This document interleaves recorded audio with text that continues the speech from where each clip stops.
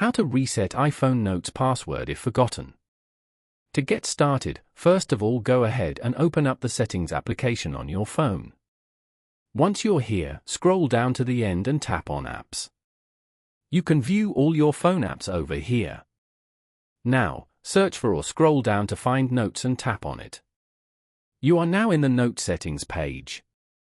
Here, scroll down and go to Password. Then, tap on Reset Password below. This allows you to create a new password for Notes you lock from now on.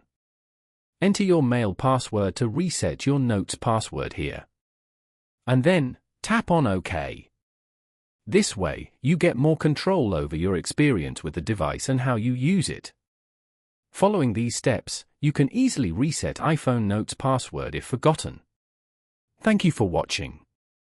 Please leave a like if this tutorial helped you, or leave a comment below if you have any questions related to the video.